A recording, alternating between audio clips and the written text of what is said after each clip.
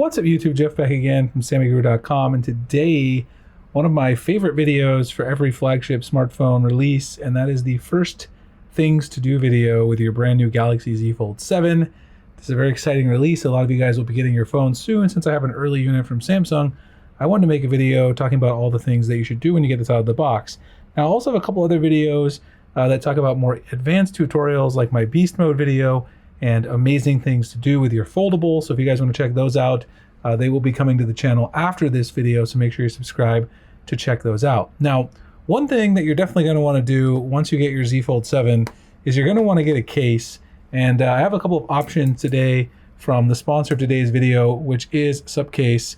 I've got the Unicorn Beetle grip and the Pro case from them. They sent out both. I want to go ahead and show you guys both of these cases in case you're interested in picking up a case. Let me put the phone to the side here so I can show you guys what comes in the packaging.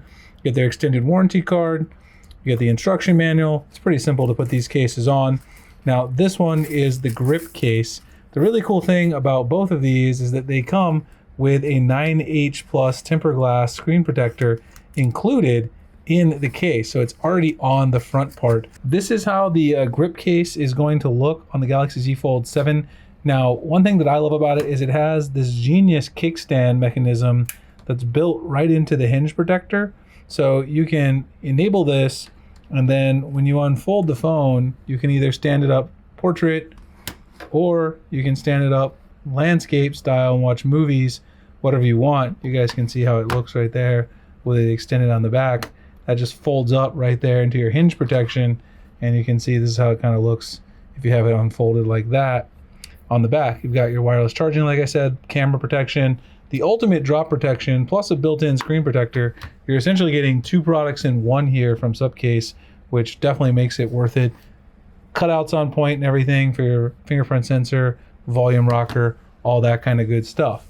Now, you also have the UB Pro, which is their long-running series. You still get the same screen protector built in, the 9H plus tempered glass. So again, you're still getting two-in-one product basically here. This UB Pro has a kickstand on the back right here that you can flip out. It's a little bit different, but this one, this mechanism kind of slides out like this and then slides back in. You get multiple viewing angles because you can slide it along there. You've also got the same exact hinge protection on here. It's like a carbon fiber pattern, the same kind of drop protection, soft material on the inside. Military STD 810G 516.6 grade drop protection here, this Supcase cases. So basically the grip does have a little bit better, I guess, grip because the hinge material has that grippy texture to it, whereas this one has more of the carbon fiber pattern. So it really comes to the style that you want. Of course, here you also got that Qi 2 charging ring on the back and that innovative kickstand. I personally like the grip. I'll have both of them linked below with any relevant coupon codes and discount codes and the links to where you can purchase these. Really appreciate Supcase sponsoring the video. Both are great options, particularly if you work somewhere where you need maximum protection. Obviously, it's a $2,000 phone, so you want to protect your investment to make sure you don't have any damage to the device. Huge shout out to Supcase for sponsoring this video. All right, guys, so let's go ahead and get into the first 10 things to do with your Galaxy Z Fold 7. I do have a keep document as usual, so we can kind of go through things. The first thing is security settings. Make sure you add your fingerprint. Of course, you probably did this during setup, but there's one thing that I always like to mention to people because they may not know this. When you go in and set up your biometrics and all that good stuff, when you set up your fingerprint, you probably set up a couple of different fingerprints. One thing you can do is you can enroll the so I have two. I actually have this print, my thumb, and my index finger on this side. So when I reach around with my left hand to open it, I can easily get into the Z Fold 7. But you can actually enroll the same fingerprint twice. So what I recommend is you take these two fingerprints that you already enrolled and then enroll them again. Now I did notice when I set up the Z Fold 7, the fingerprint sensor has a little bit of a slower enrollment process. So really make sure you get the edges. A couple of other YouTubers and people that were at the event at Unpacked in New York were having some issues setting up the fingerprint sensor and having some issues unlocking. I didn't have any issues unlocking once I got it set up, but it did take a little bit longer than usual. Of course, you can also enroll your swipe pattern pen, your face recognition, as well as everything here. But setting up those duplicate fingerprints can be really helpful. And if you don't know about that, it might be something that's very useful for you to do. Up next, I highly recommend you turn off cover display mirroring. You can do this by going into your settings, scroll down and find home screening. Right here, cover screen mirroring, turn this off. It's on by default. And if you leave it on, you're not going to be able to have a separate main display setup and cover screen setup. You look at my phone, you'll see that I have a completely different main display with different widgets, different apps laid out, different folders, and other things like that, and a wallpaper. And if you don't have the cover display mirroring off, you won't be able to have a separate wallpaper and apps and everything set up on your cover screen versus on your main display. You can see right here on my main display, completely different setup versus it is on my cover display, which makes sense because of course you're going to be using different applications when you have the phone unfolded versus folded. So it just makes a lot of sense to set these up a little bit differently. Keep in mind, if you leave it on, then basically they're just going to be exactly the same. You'll have one wallpaper set for your cover screen and your main screen. And the app layout, when you expand this on the inside, when you go ahead and unfold the Galaxy Z Fold 7, all the apps that you had on the cover screen will then also appear here. The widgets will be stretched to kind of fill in, and you basically will end up having two separate sides. This side will mirror your cover screen, and then you can add additional apps over here to the main screen because it's a little bit larger. Up next, let's talk about navigation settings. Now, I like to use gestures, and if you like to use gestures as well, you'll want to go to Display, scroll down and find the navigation bar, and then turn it off from buttons to swipe gestures. Now, when you turn swipe gestures on, if that's what you want to use, you can also tune the gesture sensitivity for the main screen and the cover screen separately. So make sure that when you do this, you can go ahead and close this just like this, and then you can also tune these separately on the cover screen. You see that it actually changes there when I go to the cover screen, and now it says gesture sensitivity for the cover display. So you'll want to tune this both separately for each one just to make sure that you have the correct sensitivity. In addition to that, you can go into the circle to search and make sure this is turned on. It is on by default, so you shouldn't have any issues with that. Circle to search allows you to hold down here at the bottom, circle anything on your screen, and get information about it. So of course, this is a very useful feature Samsung introduced with the Galaxy S24 Ultra.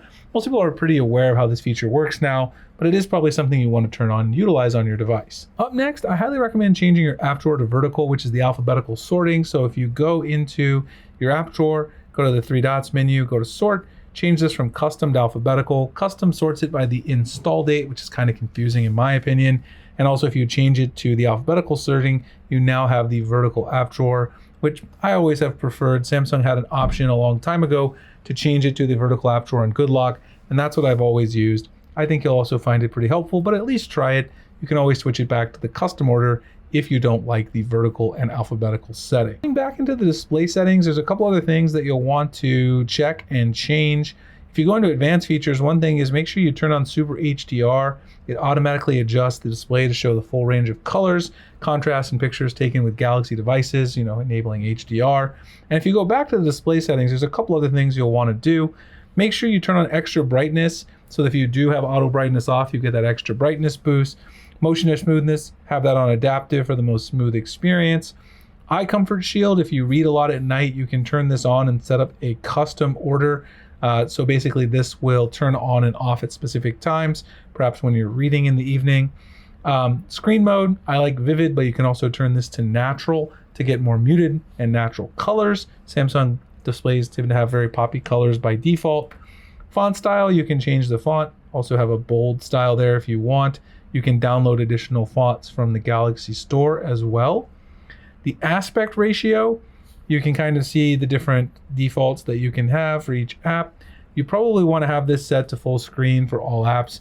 Pretty much all of them default to that now in the Foldable, but there's still a few that don't. Camera cutout, you can hide the camera cutout. I don't know why anyone would do this because it just looks really weird, but Samsung does provide the option still. Your edge panels, you can set those up. They do still exist. By default, they only turn on the apps panel now. So if you want to turn on additional panels like weather, tools, tasks, clipboard, reminders, I like to have every panel that I can. You can also determine where the handle is, what the color is. By default, it's kind of right there up here on the side where you can get all of your various panels. And then where you want to show it, either on the main screen, the cover screen, or both. In addition, your taskbar, you can set this up here, show recent or suggested apps, 2, 3, or 4 apps. You have the option for any of those. You can also auto hide when apps are open, or you can keep it on the screen. I personally prefer auto hide when apps are open because you can always swipe up to just kind of drag it up there. and then you can do all your multitasking once you do drag up the taskbar. It's really not too difficult to do, doesn't really create any issues. Navigation bar, we talked about that. Continue apps on the cover screen. You probably always want to continue apps on the cover screen for the most part, because if the app doesn't support this, it'll try to adapt. And in general, I've really not noticed any issues whatsoever when it comes to this. Accidental touch protection. If you have your phone in a bag, your pocket, it won't accidentally, trigger the screen. Touch sensitivity, if you have a screen protector, you definitely want to turn that on. And then charging information and screensaver, which I usually turn the colors on. This is when your phone is charging, gives you something interesting to look at. You can also have your photos from Google Photos or your gallery while you're charging your device. All right, so up next, let's go ahead and talk about your wallpaper and lock screen customization. Now, there's actually quite a few different options with One UI 8. I want to show you guys a few things and also show you guys where I get some of my cool wallpapers I use for the videos. First of all, One UI 8 has a brand new color wallpaper and dynamic wallpapers. If you go to change wallpaper, go to colors. These two wallpapers here, the dynamic wallpapers, they have various styles, and these color gradients, they change with the time throughout the day. So you might want to try these out. They're kind of fun. They're a little plain though, and they also don't work with the new dynamic lock screen clock, which I'm going to show you guys in a second with One UI 8. But I definitely recommend, if you like minimalism, that you give them a shot, because they are really fun and they are brand new to One UI 8 as well. Now, as for where I get a lot of my wallpapers, I get them from two main apps, one for wall and then also Thematica. This has wallpapers pretty much any style that you could possibly want. And if you do want to try that new lock screen clock that adapts to your wallpaper, you definitely are going to need a wallpaper that has a person or a pet. So if you go to Thematica and you also go to one for wall, you'll find plenty of those. And the two that I'm going to show you right now actually came directly from there. Now, let me show you my cover screen wallpaper first. Let me see if I can get that into focus. My cover screen wallpaper, you guys can see right there, this one has this new adaptive clock.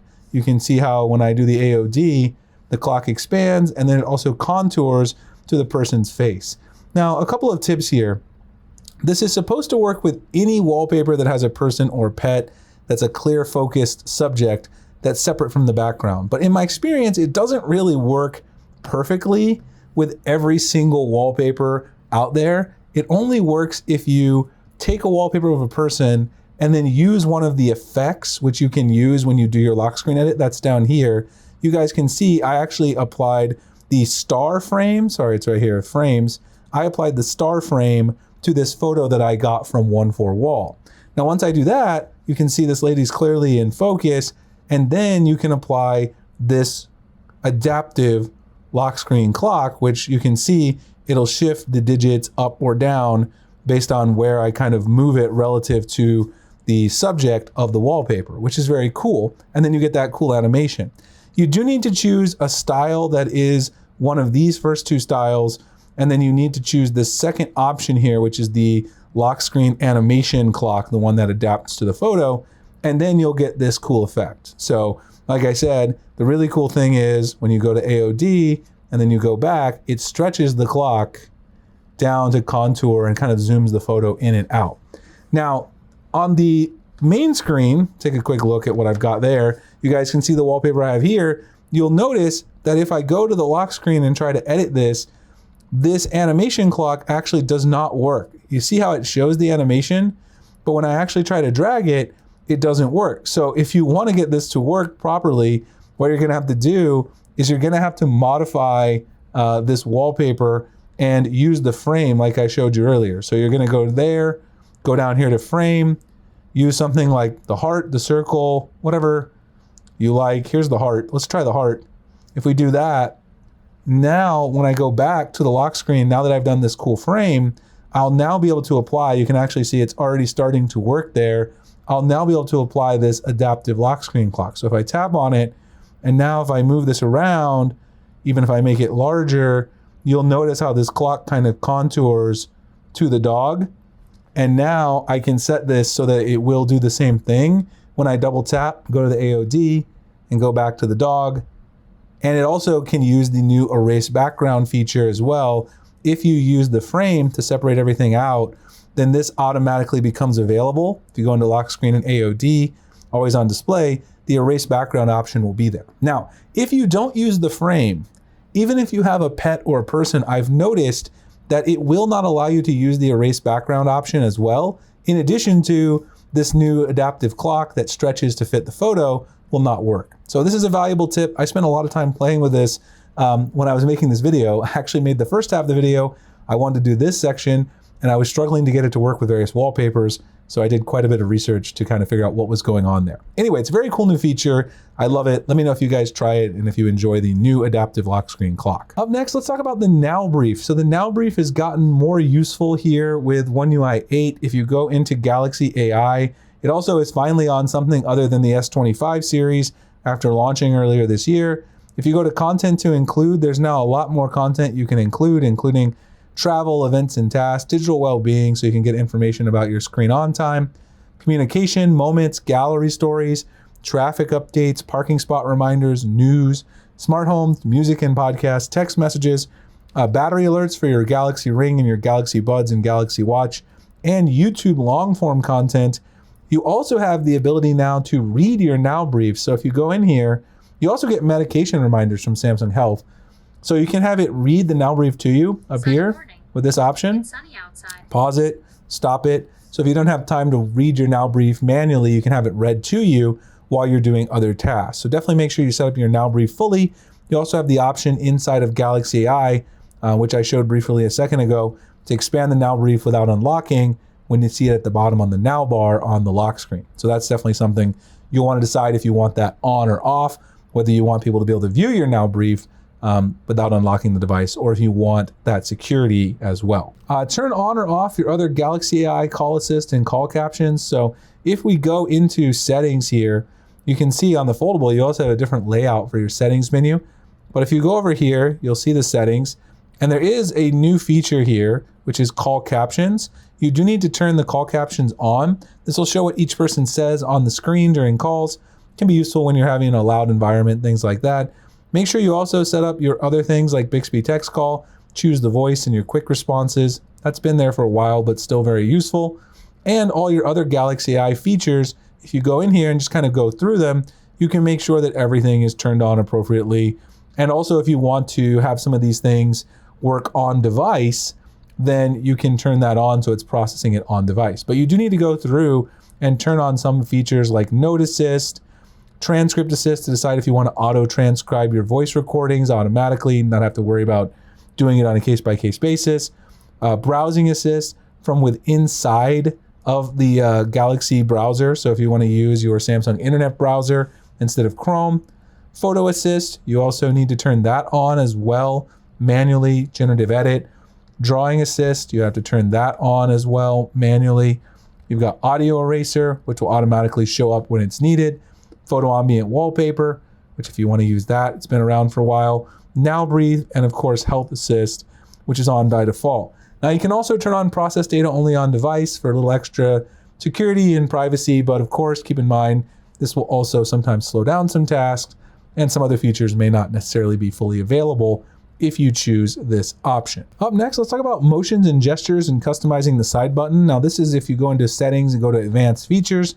The side button is very simple. You can choose what you want to happen when you double press. Most people probably like the camera, but if you like something else like the flashlight, voice recorder, Samsung Capture, or if you want to run a mode, a routine, or have a specific app launch, you can do that right here. Choose any application on your device. So you can set up what you want to have in there.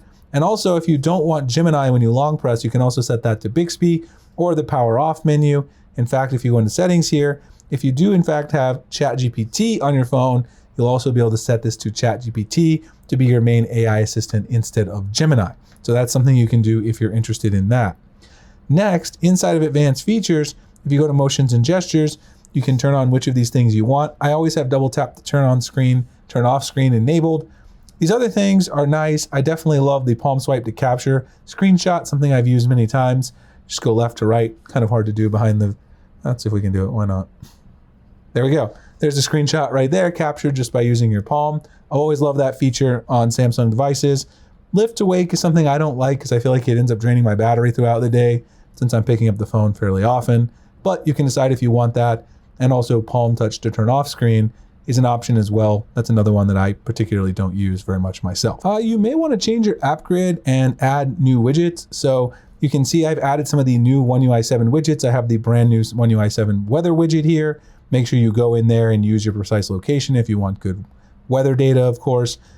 You can go in and make sure you have your Now Brief there, and then also the new Samsung Health widget. Of course, there's a lot of other widgets to choose from. Just set up the widgets that you want on your home screen. I also have a Google Search widget there, which is there by default, but I usually leave it on my inner screen because there's plenty of room there. I do change the app grid typically, so I go to Settings, long press on the home screen, go to the various, so you see you've got app size, app labels, widget labels, cover screen mirroring, which we talked about earlier, and then you've got your folder grid. I always set that to the largest possible grid size that I can. And then down here, swipe down for notification panel is a very useful one to have. And you can see here with your app size, this applies to the home and app screen, you can modify the exact app size that you're interested in. Inside the layout, you can also choose this to home screen only if you want it more like an iPhone setup. That's not particularly my style, but that is something that you can do. So you can change all of these things, maximize your space on your Galaxy Foldable, which of course with all this extra space on your device, it's good to make sure you kind of have everything there that you need. Of course, you can also use the large folders if you want to do this. You're just going to long press on the folder, go to enlarge, and then it'll give you a larger style folder right there where you can then access 8 apps without actually having to go in and tab on those individually. I think that's pretty much everything except for the last piece, which is battery protection. If you want to extend the life of your battery, you can go into the battery setting, go in here and go to battery protection, and you can change this to adaptive protection. So what this will do is it will stop charging at 80% while you're asleep and finish charging to 100% just before you wake up. Now you do need to let the phone have some time to learn when you go to sleep and when you wake up, because of course, otherwise it's not going to know when to start that charging from 80 to 100. But once it learns your habits, it does a pretty good job and it will extend the lifetime of your battery. Anyway, I hope you guys enjoyed the video. If you did, like, comment, subscribe. Happy to answer more questions. I have my 10 amazing things, my beast mode video coming soon. I'll also have coverage of the Z Flip 7, first 10 things on that, as well as One UI 8 watch if you got a new watch. So wait for those. Go to SammyGuru.com, check out all of our coverage over there. Again, if you guys are interested in picking up a case for your Galaxy Z Fold 7, make sure you check out the cases from our friends over at Subcase.